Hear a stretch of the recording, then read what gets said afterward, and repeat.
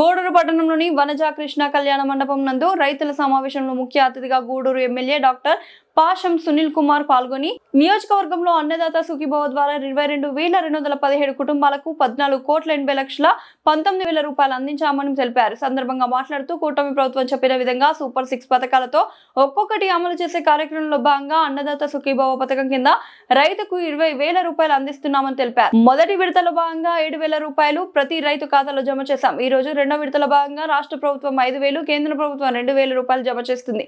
మొత్తం నియోజకవర్గం నందు 22,217 కుటుంబాలకు గాను 14,80,19,000 అందిస్తున్నామని అన్నారు.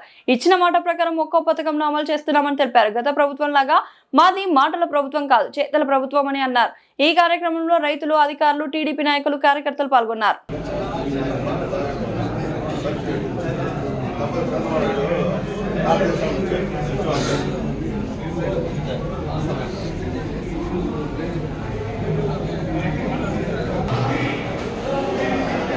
सिक्के और डाक टिकट उनके सेवा कार्यों का प्रतिबिंब है।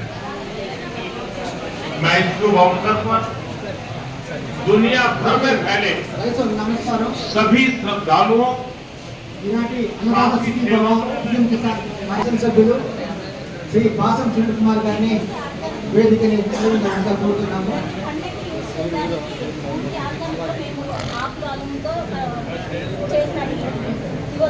చేస్తాము. ఇది వచ్చేసి మేము అసలు ఇది వ్యాపారంతో చేస్తాము. ఇది వచ్చేసి మామూలుగా గవర్నమెంట్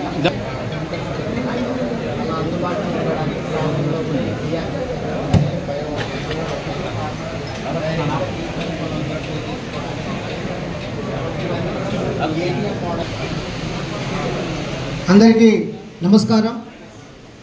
ఈరోజు అన్నదాత సుఖీభవ పిఎం కిసాన్ కార్యక్రమానికి గౌరవ శాసనసభ్యులు శ్రీ పాసం సునీల్ గారిని అధ్యక్షులను కోరుతున్నాము. అదేవిధంగా నేలటూరు భాస్కర్ రెడ్డి గారు రాష్ట్ర కార్యదర్శి, వీళ్ళు కూడా మన కార్యక్రమానికి ధ్రువ రాజశేఖర రెడ్డి గారు, చిల్లకూరు మండల పార్టీ అధ్యక్షులు, సలగాడు మండల అధ్యక్షులు, చిల్లకూరు నీరజమ్మ. మొత్తం మన ప్రభుత్వం చెప్పినట్టుగా ఒక్కొక్క రైతు ఖాతాలో 20,000 రూపాయలు జమ చేయడం జరుగుతుంది. కొంతమంది ఇంకా మాకు ఉన్నారు, దాని కొన్ని విషయాలు నేను చెప్తాను ఎందుకు పడట్లేదు అనేది. వాళ్ళ పన్ను ఎవరైనా చెల్లించి ఉంటే వాళ్ళకి ఈ పథకం వర్తించదు. ఇన్కమ్ ట్యాక్స్ పెయిడ్ పర్సన్స్కి వర్తించదు. వాళ్ళకి ఈ పథకం వర్తించదు. అన్నదాత సుఖీభవ పడదు.